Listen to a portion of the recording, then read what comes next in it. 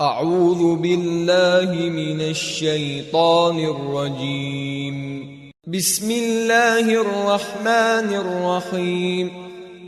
هل أتى على الإنسان حين من الدهر لم يكن شيئا مذكورا إنا خلقنا الإنسان من نطفة أمشاج نبتليه فجعلناه سميعا بصيرا إنا هديناه السبيل إما شاكرا وإما كفورا إنا أعتدنا للكافرين سلاسل وأغلالا وسعيرا إن الأبرار يشربون من كأس كان مزاجها كافورا عينا يشرب بها عباد الله يفجرونها تفجيرا يوفون بالنذر ويخافون يوما كان شره مستطيرا ويطعمون الطعام على حبه مسكينا ويتيما وأسيرا إنما نطعمكم لوجه الله لا نريد منكم جزاء ولا شكورا إنا نخاف من ربنا يوما عبوسا قمطريرا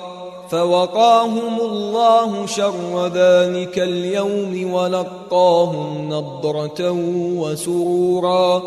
وجزاهم بما صبروا جنة وحريرا متكئين فيها على الأرائك لا يرون فيها شمسا ولا زمهريرا ودانية عليهم ظلالها وذللت قطوفها تذليلا ويطاف عليهم بآنية من فضة وأكواب كانت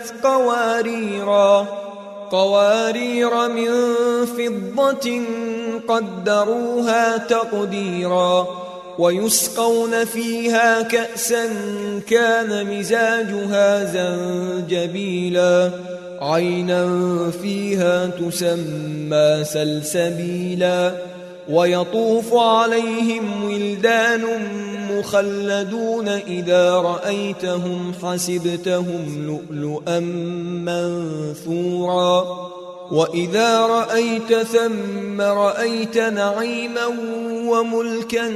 كبيرا عاليهم ثياب سندس خضر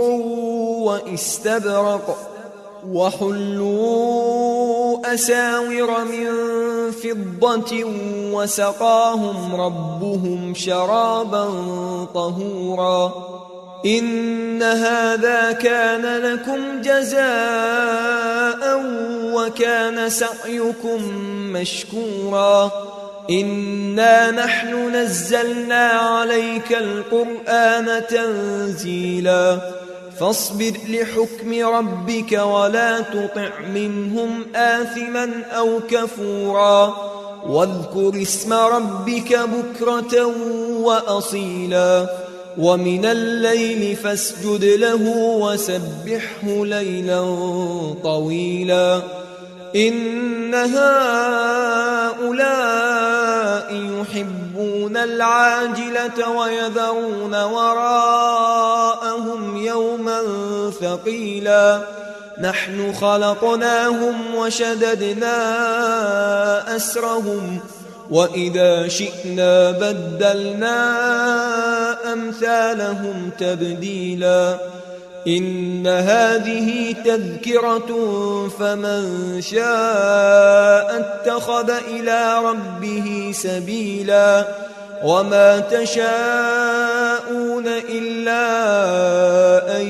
يشاء الله إن الله كان عليما حكيما يدخل من يشاء في رحمته والظالمين أعد لهم عذابا أليما.